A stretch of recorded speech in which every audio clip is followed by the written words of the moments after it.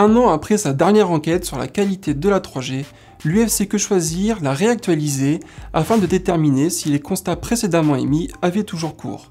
Pour la première fois, la qualité proposée par la 4G a été interrogée en confrontant la communication des opérateurs à la réalité du terrain. Nous avons procédé à des mesures techniques avec l'appui d'un prestataire auquel ont régulièrement recours aussi bien les opérateurs que l'ARCEP, l'autorité de régulation des télécommunications.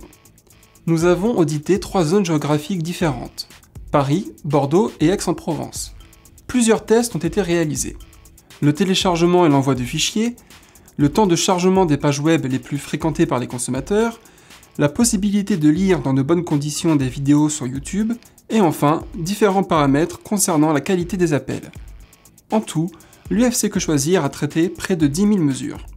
Pour la 3G, sur l'ensemble des services testés, nous avons constaté d'importantes différences de qualité entre les opérateurs. Mais l'enseignement principal est la persistance de restrictions sur le réseau d'Orange lorsqu'il est utilisé par les clients de Free Mobile.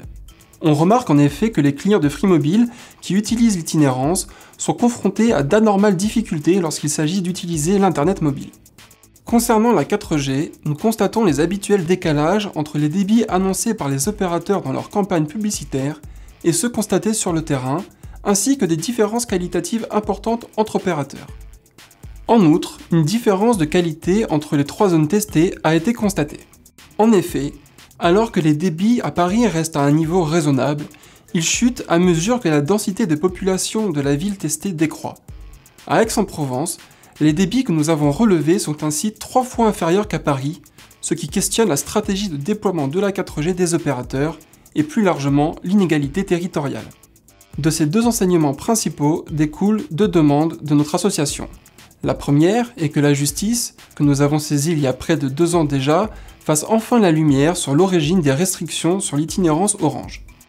La seconde concerne la mise en place de critères stricts sur la qualité de service par l'ARCEP afin que les consommateurs soient assurés de pouvoir bénéficier d'une bonne qualité de service pour utiliser dans de bonnes conditions les technologies mobiles, aussi bien la 3G que la 4G.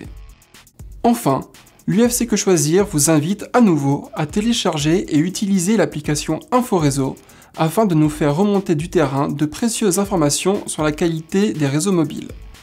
Vous pouvez également consulter sur notre site quechoisir.org notre carte interactive et participative alimentée par vos soins.